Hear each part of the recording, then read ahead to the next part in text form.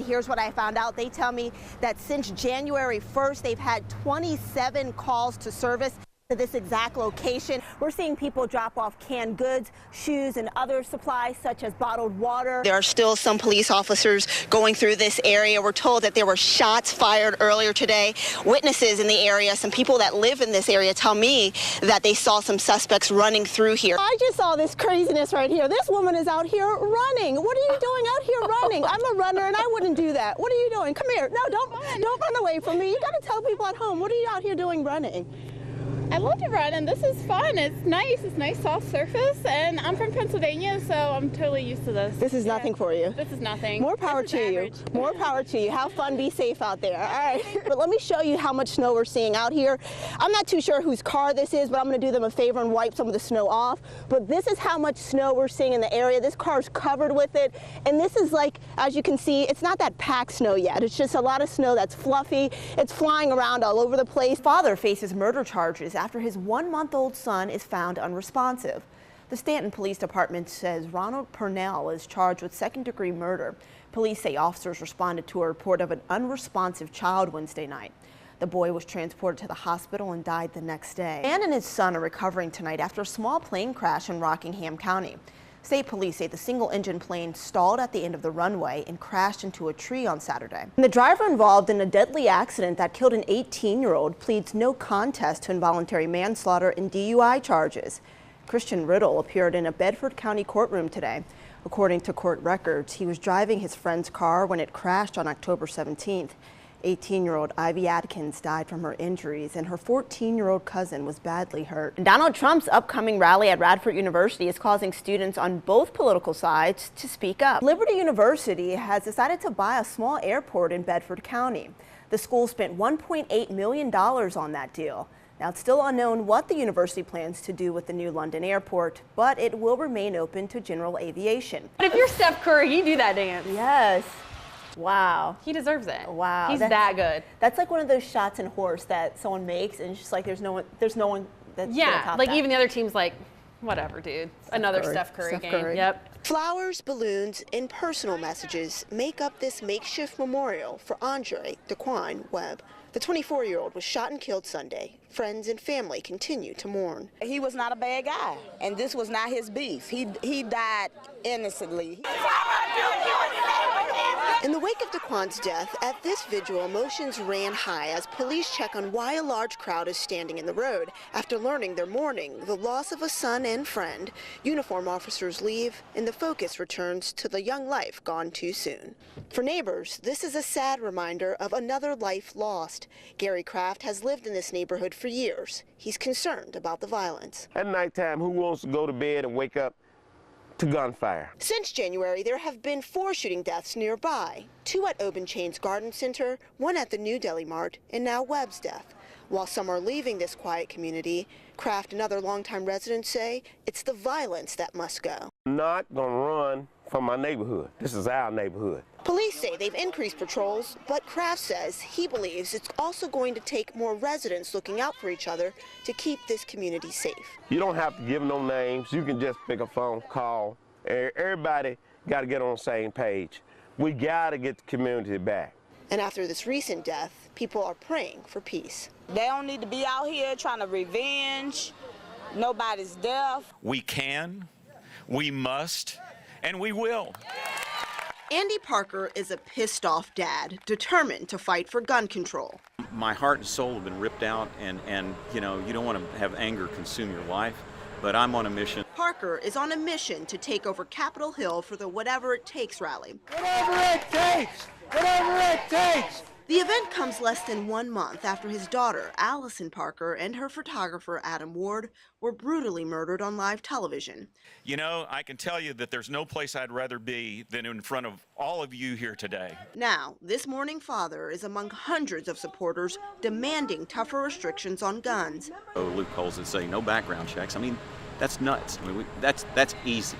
And anyone that would not support that needs to be voted out of office. Parker Parker, along with politicians including U.S. Senator Tim Kaine, say we need improved background checks and more common sense laws to protect the American people. What gun manufacturers want is to sell as many weapons as they can to as many people as they can in whatever frequency they can, wherever they can, and whenever they can.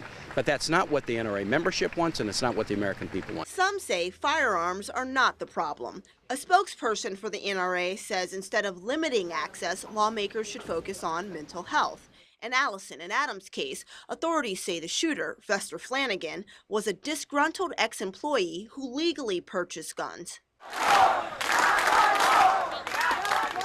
Parker and rallygoers say while mental illness is a concern, they hope tighter gun laws will also prevent other families from the heartbreak of losing a loved one. It's still raw, and I'm trying to channel that into action, and that's exactly what Allison would want me to be doing.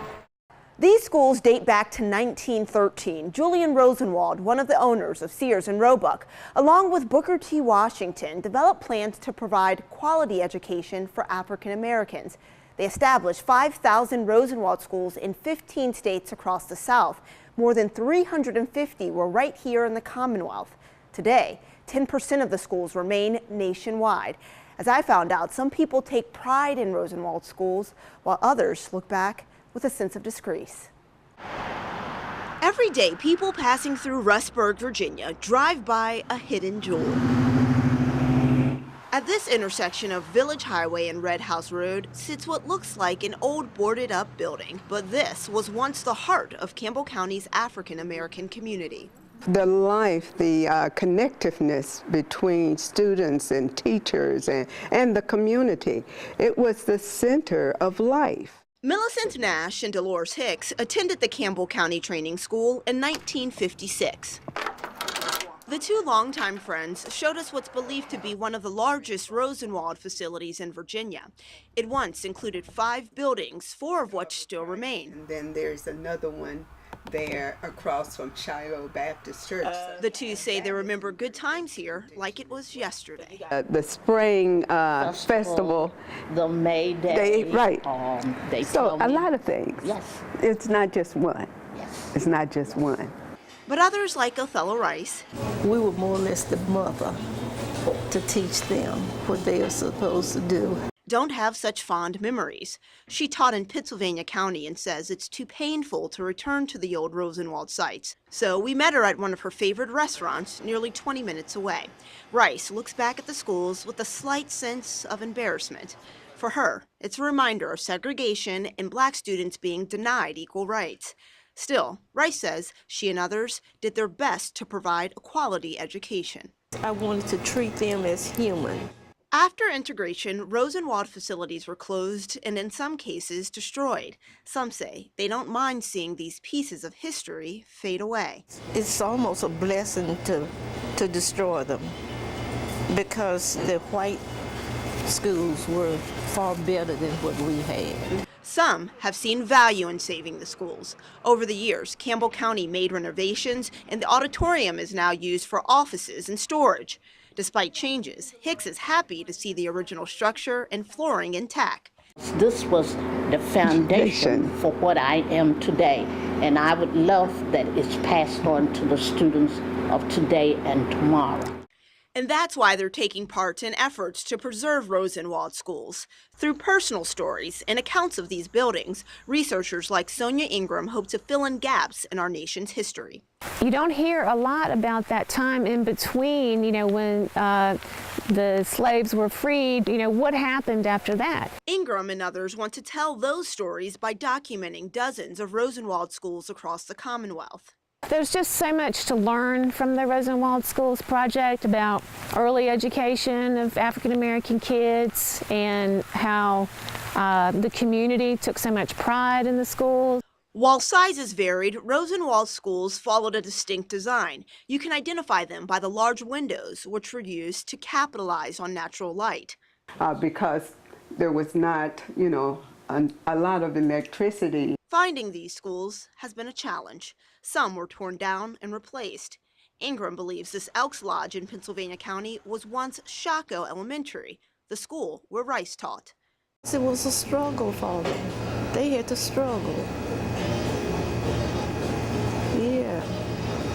but life went on. With only 1 in 10 of the schools still remaining, Nash and Hicks are happy to see theirs is left. You know, there was community life here, so it was fun. They built them with love because they wanted better living conditions for their children.